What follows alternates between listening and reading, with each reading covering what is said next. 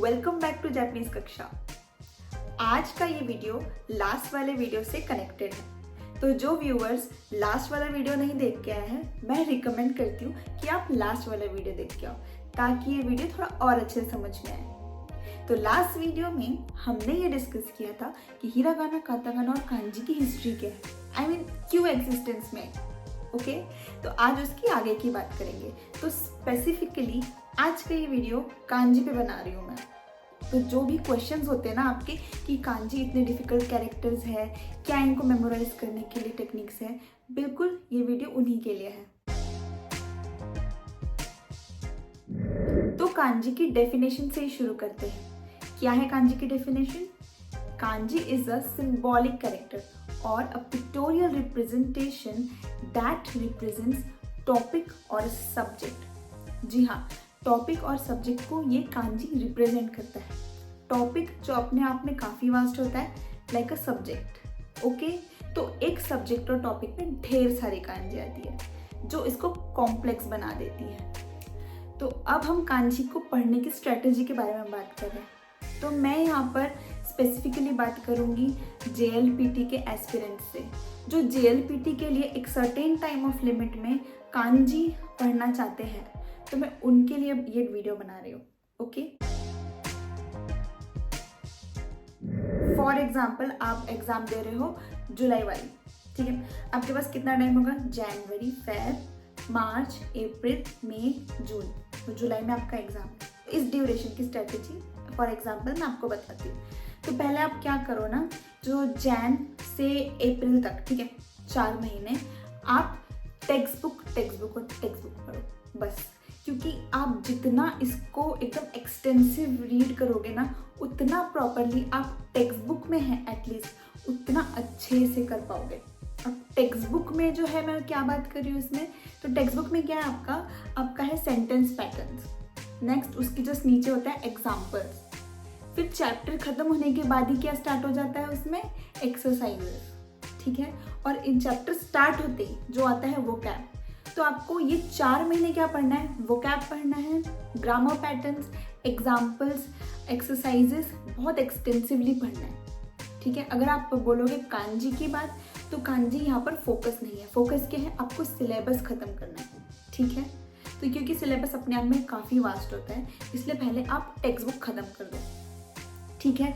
कभी कभी आप लिसनिंग प्रैक्टिस कर सकते हो, जैसे कि संडे को अगर आपको टाइम मिलता है तो आप संडे को लिसनिंग प्रैक्टिस कर सकते हो, ठीक है। वो आपके ऊपर है। बाकी टेक्स्ट बुक उसमें दोक्काई, ग्रामर पैटर्न, सेंटेंस पैटर्न, ये सारे आप कर लोगे। देखो, हमने सिलेबस तो पढ़ लिया, अब बचा है हमारा कांजी, ठीक है, जो कि बहुत ही ज़्यादा इंपॉर्टेंट पोर्शन है। तो इसको कैसे पढ़ना है? फर्स्ट में से 30 दिन तक आपको पढ़ना है कांजी। तो अब इसको पढ़ना कैसे है? फॉर एग्ज़ाम्पल JLPT N5 में 120 कांजी है लगभग, तो हमें वो 30 दिन में पढ़नी है।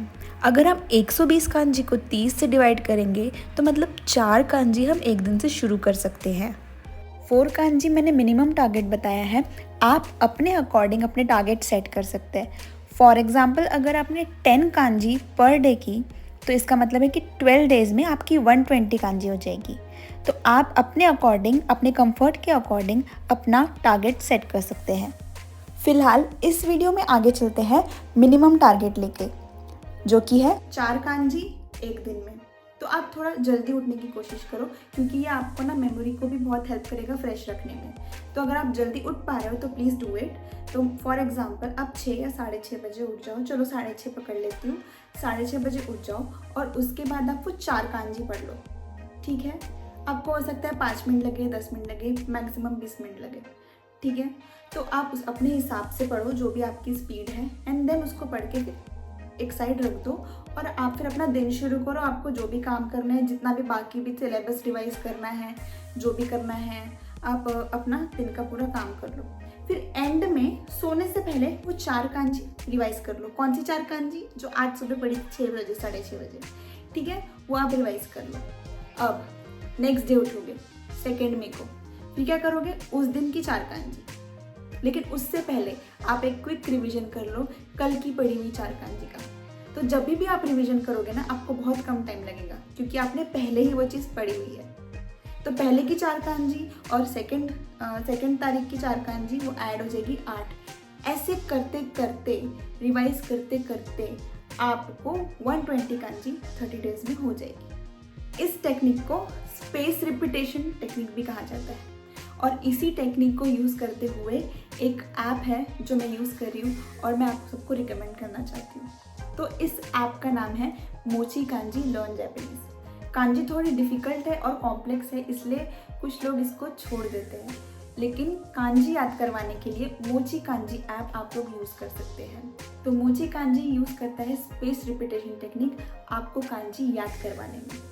इस ऐप का one of the most favourite feature है मेरा, जिसके लिए मैं इस ऐप को यूज़ करती हूँ और रिकमेंड भी करती हूँ, वो है कि ये गोल्डन टाइम मेंटेन करता है।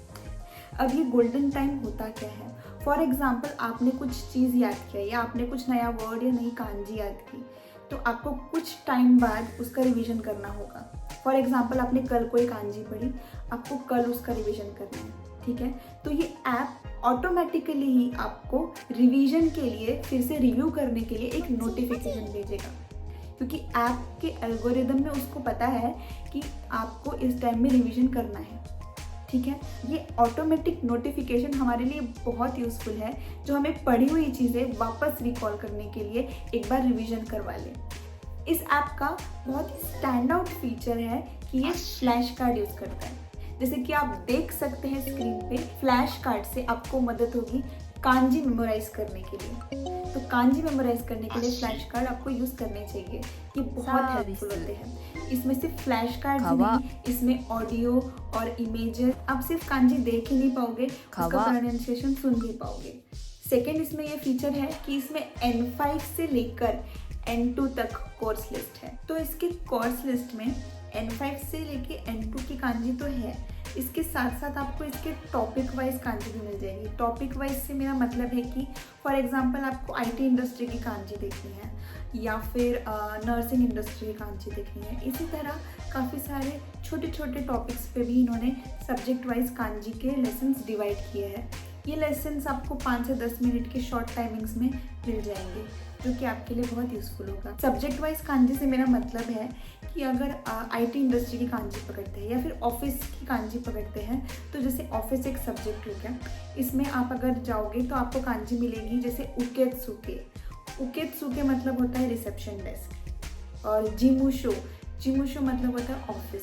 तो आपको इस टाइप की एक कैटेगरी के अंदर मिल जाएगी, तो ये काफ़ी सॉर्टेड लगता है, तो अच्छा लगता है इस तरह से पढ़ना।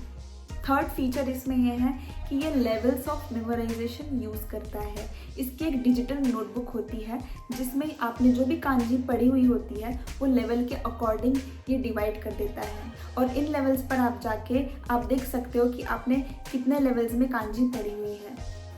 इस ऐप के वेबसाइट वर्जन में अगर आपको कोई वर्ड ढूंढना हो तो इसमें जे डिक्शनरी करके भी एक फीचर है जो कि वेबसाइट वर्जन पर अवेलेबल है। और इसको किस तरह से डाउनलोड करते हैं, बहुत इजी प्रोसेस है, सेम जैसे सारी ऐप्स के लिए है। बस आपको सर्च करना पड़ेगा मोची kanji learn Japanese, okay. And इसके बाद मैं मोची कांजी को थैंक यू कहना चाहूँगी फॉर स्पॉन्सरिंग दिस वीडियो।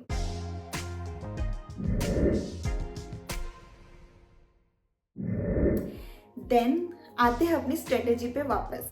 तो देखिए, ये मैं अपनी टेक्निक बता रही हूँ, मेरे लिए बहुत काम आई, क्योंकि मैंने जब पढ़ा ना तो मैं सिर्फ जैपनीज, मेरा पूरा फोकस कभी नहीं था। मैं पढ़ाई कर रही थी, इंजीनियरिंग कर रही थी, जो अलग अलग चीज़ें कर रही थी, उसके साथ मैंने इस लैंग्वेज को ऐड किया था। तो मुझे बहुत जल्दी जल्दी पढ़ना था, इसलिए मैंने इस तरीके से पढ़ा। तो हो सकता है कुछ लोगों को मेरी टेक्निक सही ना लगे, लेकिन मेरे लिए काम की तो मैं शेयर करी हूँ, शायद किसी की हेल्प हो जाए, ठीक है। तो मैं कैसे पढ़ती थी, जैसे कि आप स्क्रीन पे देख पा रहे हैं, मैं जुगुगो से पढ़ती थी। फॉर एग्जाम्पल स्क्रीन पर आपको ईमा की कांजी दिख रही है, और कांजी में याद करने के लिए उसका मीनिंग ओन रीडिंग और कुन रीडिंग होती है। अब इतनी सारी चीज़ें याद हर कांजी के लिए कैसे करें? तो देखिए, आप कंपाउंड कांजी देखिए, उसमें 2 एग्जाम्पल दिए हुए हैं। एक तो ईमा, उसकी खुद की कांजी और उसका मीनिंग।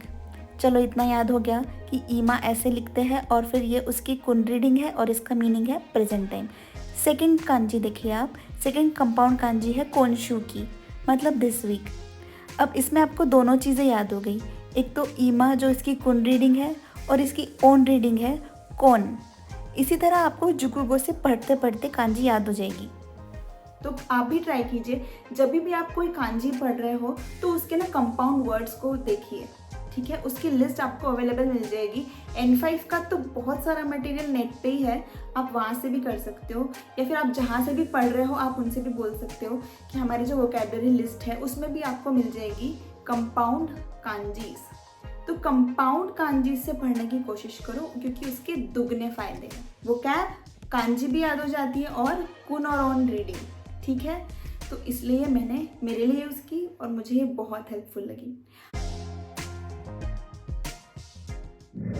जून में आपको सिर्फ टेस्ट देने हैं, सिर्फ टेस्ट, रिवीजन टेस्ट। जितना ज़्यादा आप टेस्ट दोगे उतना आप कहाँ स्टैंड करते हो उस एग्ज़ाम लेवल पे आपको समझ में आ जाएगा। बहुत सारी टेस्ट लिंक्स भी हैं जो मैं आपके साथ शेयर करना चाहूँगी, उस पर मैं डिटेल्ड एक अलग वीडियो बनाऊँगी। बट आप ऑनलाइन बहुत सारी टेस्ट अवेलेबल है, आप वो दे सकते हो, वो बहुत हेल्पफुल है। अगर आपको लग रहा है कि मैंने कांजी इतना लेट क्यों रखा, जैसे कि आप बोल सकते हो कि हम स्टार्टिंग से भी पढ़ सकते हैं ना, इतना मई के लिए रिस्क क्यों लेना, अगर याद नहीं हुआ तो। देखो, आपको एग्ज़ाम के फॉर्मेट को समझना पड़ेगा। एग्ज़ाम में आपको एकदम फ्रेश मेमोरी चाहिए कि आपको सारी कांजी रिकॉल करते आना चाहिए। एक तो हो सकता है कि आप स्टार्टिंग से ऐसा शेड्यूल बनाओ कि आप इस चीज़ को स्टार्टिंग से पढ़कर एंड तक पढ़ो। पर मेरा टेक्निक ऐसा है कि मैं पहले हैवी पोर्शन ख़त्म कर देती हूँ, और जब मुझे पता है कि मुझे रिकॉल करने के लिए फ्रेश मेमोरी चाहिए होती है तो मैं उसको एंड तक ले जाती हूँ। तो जैसे मैंने मई में कांजी स्पेसिफिकली इसलिए रखी है ताकि मैं मेजर पोर्शन पहले ख़त्म कर लूँ और फिर फ्रेश मेमोरी, जिससे मैं जल्दी जल्दी रिकॉल कर सकती हूँ। मतलब एग्ज़ाम देने के पहले मुझे इतना वो रटा हुआ हो कांजी, इतनी मतलब इमेजेस, देखो वो इमेज है, सिम्बॉल्स है कांजी, तो जितना ज़्यादा देखी हुई हो फ्रेश में उतना मुझे ज़्यादा इजी होगा रिकॉल करना। तो इसलिए मैंने उसको मई के टाइम पे रखा है और मुझे ऐसा बहुत कन्वीनियंट लगता है। आप बताइए आपको कैसा लगा ये वीडियो, और आपके पास भी अच्छी टेक्निक्स अगर है तो आप भी मेरे साथ बिल्कुल शेयर कर सकते हैं, मेरी भी हेल्प कर सकते हैं आप लोग। और इसी तरह आप इस चैनल पर आते रहिए, मुझे सजेशंस और कमेंट्स आप करते रहिए, ताकि मुझे पता चलता रहे कि आप इस वीडियो को कहाँ तक समझ पा रहे हैं। तो चलती हूँ मैं, फिर मिलती हूँ नेक्स्ट वीडियो में। तब तक के लिए बाय बाय, जय माता।